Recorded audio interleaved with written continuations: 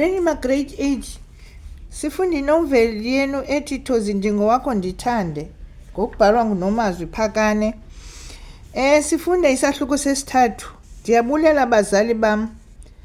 Yaba yimivuyo nemigcobo ukuphuma kweziphumo zebanga leshumi zixela ukuba uThozi uphumelele ezinkwekwezini. Zonke izifundo zakhe zaziphumelele ngo-level 7. Wayengomnye wabo babewongwa ngusekela mongameli wesizwe kuba ephumelele emagqabini.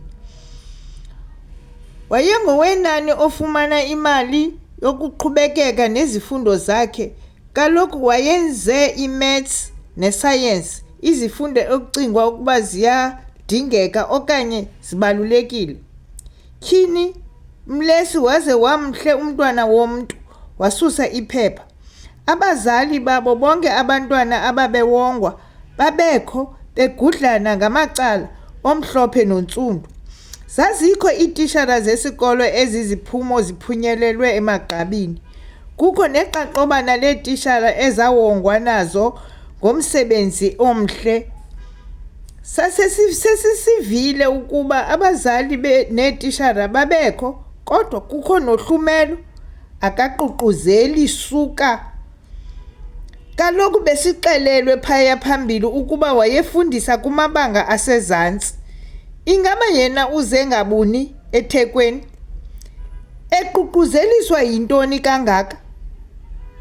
Ungunozakuzaku, uza kuzelela abazali bakaThozi qho xa kungathi bayafuneka.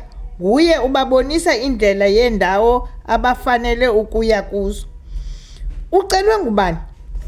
Nam andazi. Ukuphuma kwetheko kuchithakwele kwagodukwa. uThozi uhamba nabazali bakhe. Kuyimincili nje endleleni. Kubaliswa ngezaloo njikalanga. Kufikwe ekhaya isidlo sele silungile. Kudekwe itafile. Kulayitwe amakhandlela amhlophe. Kuthi xa kuqala ukutyiwa, uThozama wakhupha ikhadi elaye lithe qhwa phakathi kwezo zityo. Kungekho mntu ulihoyileyo. Uligqithisele kumama wakhe ngondiliseko nokuthozama okugqithisileyo. Eli khadi likhatshwa ngamazwi athi, ndiyayibulela inkxaso yenu bazali bam. Ndiyabulela bazali bam. Ngaphandle kwenu ngendingeyiyo le nto ndiyiyo namhlanje. UYehova anandisele apho nithathe khona. Siphela apho namhlanje isifundo sethu. Sakufumana esilandelayo ngexa elizayo. Enkosi.